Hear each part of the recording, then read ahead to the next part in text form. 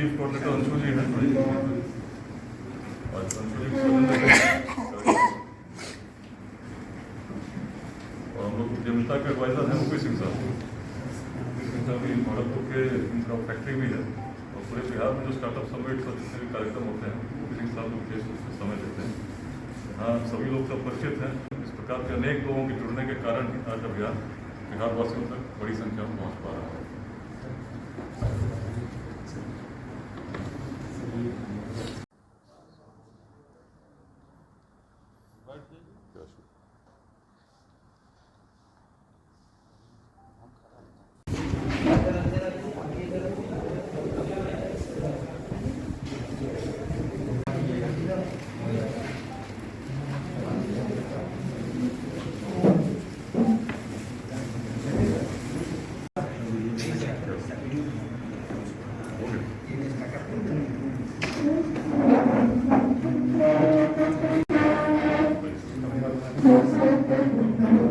जानते हैं पिछले 4 वर्षों से लेट्स इंस्पायर बिहार अभियान में शनिवार रविवार जो भी अवकाश का दिन है बिहार के अलग अलग ज़िलों में भ्रमण करता रहा हूं। इसी क्रम में आज भागलपुर में हूं।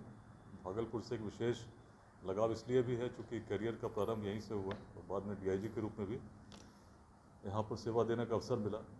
सभी गाँवों में पूरे क्षेत्र में लोगों से जुड़ाव आज भी बना हुआ है और मुझे बड़ी प्रसन्नता है कि भागलपुर में लेट्स इंस्पायर बिहार में जहाँ निःशुल्क शिक्षण का भी पहला एक प्रकल्प खोलने का प्रयास किया गया था 2022 में, जब मैं मई माह में यहाँ पर आया था।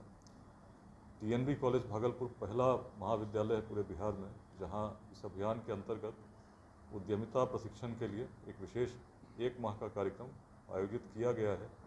आज उसी का समापन है।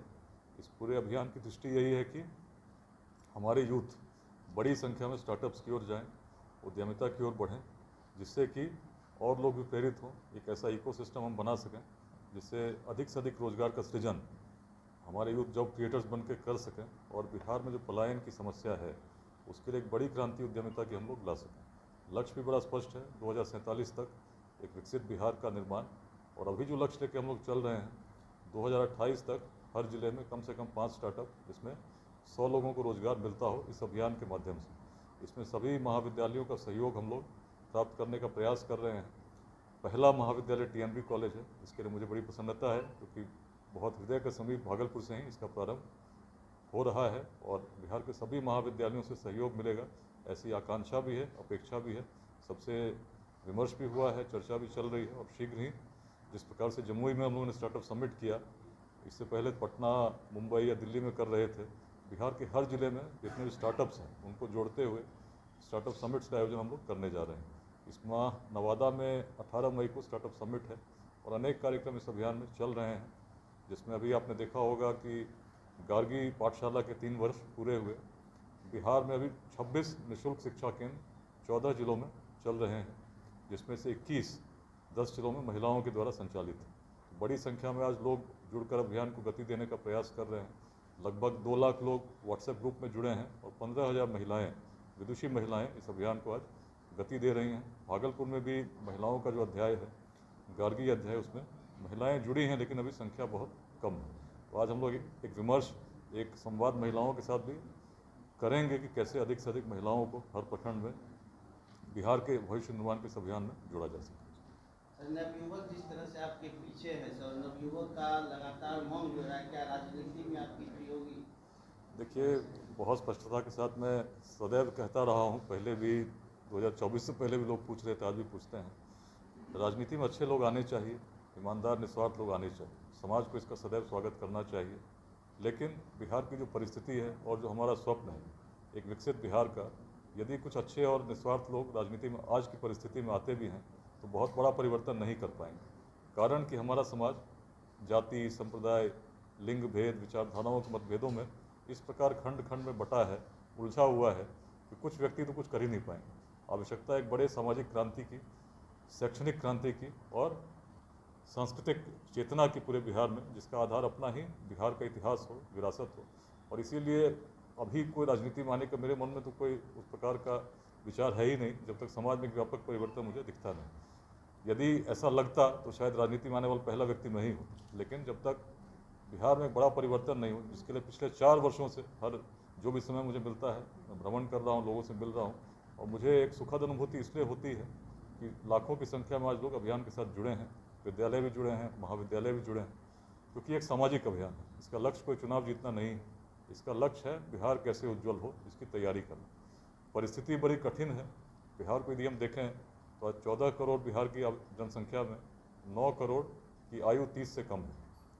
यदि हम सोचें कि इतनी बड़ी संख्या में पलायन कैसे रुकेगा, आज छोटे से रोजगार के लिए भी लोग बाहर जाते हैं, शिक्षा तो छोड़ दीजिए, कोचिंग तक के लिए लोग बाहर जाते हैं। एक बड़ी चुनौती इसलिए है क्योंकि 9 करोड़ जो जनसंख्या हमारी 30 वर्ष से कम है, इसको अगले 2 दशकों में यदि बिहार में ही रोजगार देना है और सुनिश्चित करना कि इसका पलायन नहीं हो, तो हमें वर्तमान की जो स्टैटिस्टिक्स उसको समझना होगा। आज सुखद बात यह है कि बिहार लगभग 14.5% के दर से आगे बढ़ रहा है।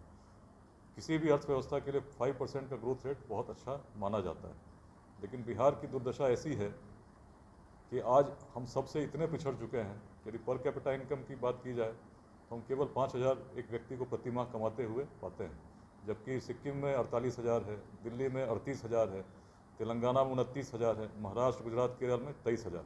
भारत का कोई राज्य ऐसा नहीं जो बिहार से पीछे हो।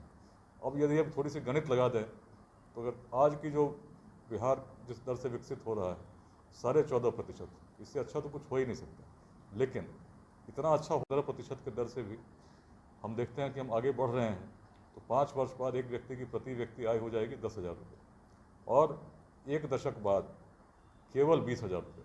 अब देख पाएंगे कि जितने भारत के अधिकांश राज्य हैं, यदि 10 साल भी हम बिहार को 15% से विकसित कर पाते हैं, जो अपने आप में एक बहुत ही असंभव सा कार्य है, क्योंकि वर्तमान में जिस प्रकार से हम बटे हुए हैं, यदि नेतृत्व का चयन करना हो किसी व्यक्ति को, तो ये नहीं देखता कि व्यक्ति योग्य है कि नहीं, उसके मन में एक ही भाव होता है कि व्यक्ति मेरे जाति का है कि नहीं। तो ऐसे समाज में यदि हमको बढ़ना है, वो भी 15% से बढ़ते हैं तो भी 10 साल बाद बाकी राज्यों से हम पीछे ही रहेंगे। आज यदि व्यक्ति बिहार में 5,000 कमाता है और दिल्ली में 38,000 कमाता है, तो निश्चित सी बात है व्यक्ति दिल्ली की ओर आकर्षित होगा। पलायन का सबसे बड़ा कारण यही है। तो हमें यह सुनिश्चित करना है कि बिहार में जो अर्थव्यवस्था है उसमें एक ऐसी क्रांति आ सके जिससे कि हमारा पर कैपिटा इनकम भी बढ़े, और ये तभी संभव है जब लोगों का सहयोग मिलेगा। जाति, संप्रदाय, इन बंधनों से ऊपर उठकर लोग बिहार के लिए सोचेंगे, सही विजन के साथ उद्यमिता की क्रांति के लिए प्रयास करेंगे, और इसमें सभी का सहयोग चाहिए। इसलिए एक व्यापक बृहत अभियान में जो सामाजिक है, बिहार के हित में है, इसके लिए मैं प्रयास कर रहा हूँ, सभी का सहयोग चाहता हूँ। भागलपुर में हूँ, भागलपुर वासियों से विशेष स्नेह है, प्रसन्नता है कि टीएनबी कॉलेज ने इसको एक मूर्त रूप देने का प्रयास किया है, जिसमें कि अनेक युवाओं को आज ट्रेनिंग दी गई है। हमारी आकांक्षा है कि अनेक युवा इसमें आगे नेतृत्व करें, कुछ नए स्टार्टअप्स लगाएं, और समाज से भी आकांक्षा है कि लोग इसमें उनका सहयोग करें, मार्गदर्शन करें, जब भी आवश्यक हो उनको आगे बढ़ाने के लिए प्रयास करें। भागलपुर वासियों के लिए कुछ संदेश? देखिए, भागलपुर वासियों से तो जुड़ा सदैव बना रहा है। इस अभियान को और शक्ति दें, क्योंकि अभियान किसी विकास वैभव का नहीं, बिहार के ही संदेशों को लेकर चल रहा हूँ। कहता रहा हूँ कि बिहार प्राचीन काल में यदि अग्रणी था तो कारण हमारे पूर्वजों की दृष्टि थी। जातियाँ उस प्राचीन बिहार में भी थीं, लेकिन ऐसा जातिवाद रहा होता जिसमें आज हम संघर्ष करते हैं, तो मगध में कभी नंद वंश का उदय तो होता ही नहीं। सबसे निम्न वर्ग वाले व्यक्ति शासक बन सके, हमारे पूर्वजों की महानता थी। ऐसा जातिवाद होता तो आचार्य चाणक्य भी शायद चंद्रगुप्त की जाति खोजते। ऐसा जातिवाद रहा होता तो वैशाली तो कभी स्थापना हो ही नहीं सकती थी। 7,707 गणराजा अलग अलग क्षेत्रों से, अलग अलग जातियों से मिलकर अपने गणाधिपति का चयन करते थे। ये हमारा इतिहास है, जो बताता है कैसे हम व्यक्ति को व्यक्ति से हर भेदभाव से परे जोड़ना सीख चुके थे उस प्राचीन काल में। महिलाओं की बात करें तो गार्गी प्रतिनिधि हैं उन प्राचीन महिलाओं के विचार की, जो सबसे बड़े विद्वान को भी चुनौती देने की क्षमता रखती थी। तो आज बिहार की महिलाओं को तो पूरे राष्ट्र का नहीं, पूरे विश्व का मार्गदर्शन इसलिए करना चाहिए कि प्राचीन काल में जब कल्पना नहीं थी हम कर रहे थे, तो बहुत स्पष्ट सी बात है, तब यदि कर सकते थे। भागलपुर में चंपानगर के अवशेष हैं, जिसको बौद्ध ग्रंथों ने विश्व का पहला नगर कहा। मैं तो बड़ा प्रेरित होता हूँ जब सुनता हूँ, सोचता हूँ कि कैसे चंपा के नाम से वियतनाम 1500 वर्षों तक जाना गया। ऐसी अद्भुत प्रेरणा जिस भूमि में विद्यमान हो, जिस विक्रमशिला के एक आचार्य को आमंत्रित करने के लिए पूरे तिब्बत के लोगों ने 1000 साल पहले सोना दान दिया हो, उस भूमि को आगे देखने की आवश्यकता है। इसलिए प्राचीन काल में ही जो हम अर्जित कर चुके थे, उससे बहुत आगे तब बढ़ सकेंगे जब उन भावों को लेकर हम चल सकेंगे। उसी प्राचीन दृष्टि को लेकर चलना है। ये कोई मेरा अभियान नहीं है, हर बिहारवासी चाहता है कि बिहार आगे बढ़े, लेकिन कैसे बढ़े, स्टैटिस्टिक्स मैंने आपको बताया 15% से भी बढ़ते हैं तो भी पलायन को तब तक नहीं रोक पाएंगे जब तक एक बड़ी क्रांति नहीं लाते, और इसके लिए सबको प्रयास करना होगा। इसमें केवल एक व्यक्ति एक अभियान नहीं, हर गांव के हर जन को जोड़ना होगा, और इसी प्रयास में इसलिए लगे हैं क्योंकि समाज को नुकसान दुर्जनों के दुष्कृत्यों से उतना नहीं होता जितना सज्जनों की निष्क्रियता से होती है। तो इस अभियान में हर प्रखंड में, हर पंचायत में अच्छे लोगों को जोड़ने का हम लोग प्रयास कर रहे हैं जो बिहार को कुछ देना चाहते हैं। पिछले दिनों पटना के बापू सभागार में भी कार्यक्रम हुआ था, भागलपुर से भी बड़ी संख्या में लोग पहुंचे थे, और पूरे बिहार से हजारों लोग, लगभग 10,000 से अधिक तो उसकी संख्या अनुमानित थी, जिन लोगों ने संकल्प लिया कि हम बिहार को आगे बढ़ाने के लिए अंशदान करेंगे। हर जाति हर संप्रदाय के व्यक्ति थे, लेकिन कोई अपने जाति या संप्रदाय का प्रतिनिधित्व नहीं कर रहा था। यही नए बिहार की श्रृंखला का निर्माण करेगी जिसमें कोई भेदभाव नहीं हो।